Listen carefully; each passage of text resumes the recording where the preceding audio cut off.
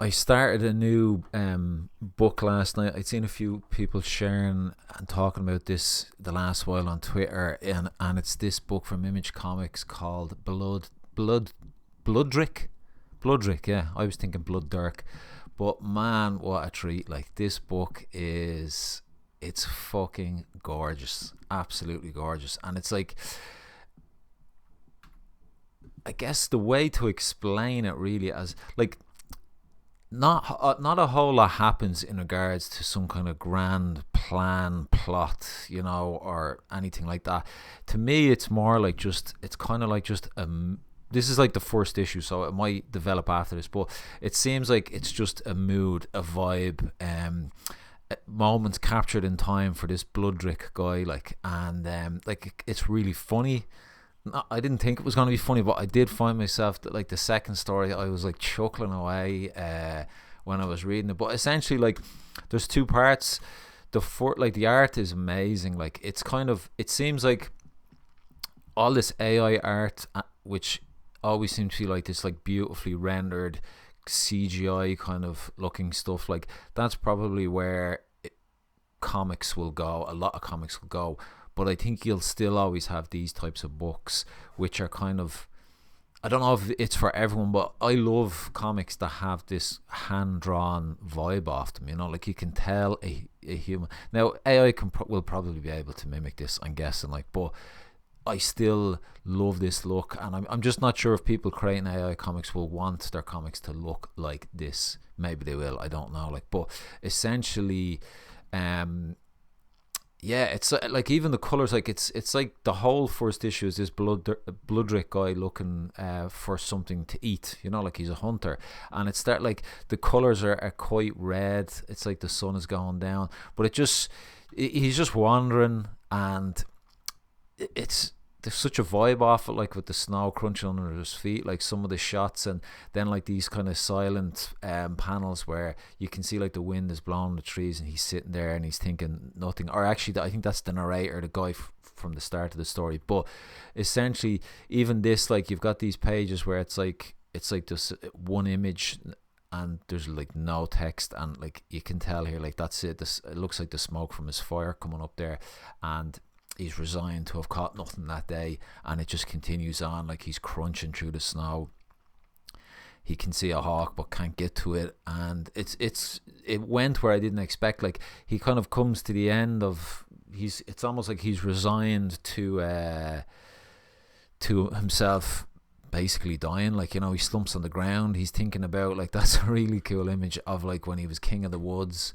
And I guess this is where some of the kind of there's, like, comedy timing in this that I haven't seen in a lot of comics that I've ever read. Like, but, like, I love that shot there where he's almost thinking of himself as a skeleton, like a remains, like, and he's lying there. Even this page, like, this kind of builds up his resignation for him getting nothing, and then this one here is, it's almost like his heartbeat is getting very kind of faint. But this was the comedy time, and I love, like, it's just you've got this like, this one panel like they done earlier where it's a deer in the snow, and then he's up out of the snow, fires his arrow. It's like an instant kill, and he's killed the deer, and he rushes over and guts it and starts eating it straight away. Like, it's just amazingly done. And I guess it's a cool way to show you how amazing this character is, as in, like, how convincing he is as a hunter, how just gritty he is, and he can push right to the end, because it looks like he was about to die, and now he's kind of back in action, able to kill a deer. It does end where he gets attacked by a bear. This bear comes out, and it looks like he's dead. I'm not really sure where it's going, because then you've got like there, that art is beautiful, like, and it just, to me, this just stinks of, you'll never see this type of stuff in AI, like, and that's what's beautiful about it. Like, just the kind of energy, and it's kind of wacky as well, which is what I like about it. Like, there's certain types of wacky art that I'm just not into, but this is really beautiful. Like, and just even this claw marks here, with his face behind it, and then the teeth. Like, it's just, there's so many cool things here. Like, it's hard to tell exactly if Bloodrik has survived from this, like, because it ends here where you've got another caption with nothing. Anyway, I think time will tell.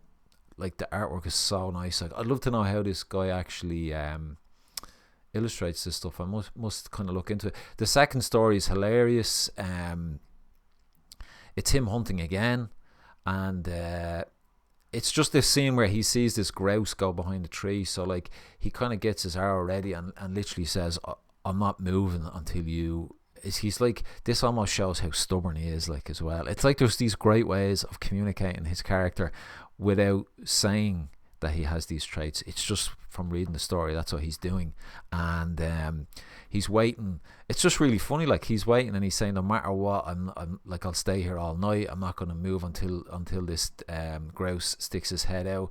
And, like, there's a hilarious 3 panels where, like, his arms are like, they're on fire because he's trying to hold his bow, and, like, you can see, look, all the molten, it's like molten lava, like, you know. And then what's really funny is you've got these pages where all these ducks fly overhead, which he could have went for. A rabbit stops beside him, could have went for the rabbit. Even this deer stops, you know, and he can see its neck is exposed, and he's like, you know, all these opportunities, but he's like waiting for the grouse to come out, like. And yeah, it literally, I think it turns to night as fire goes out, and eventually the grouse pops his head out and he kills it. And like, you've got another one of these narrators, this guy on a ship, so it could be just, it's interesting, it's other people talking about this Bloodrik character, like, and that may continue in the next part, I'm not sure, like. But awesome comic. I'm really looking forward to reading more and just to see where it goes and what it's all about, like. Yeah, look, I'll leave it at that, and I'll come back and have more videos on the next issues.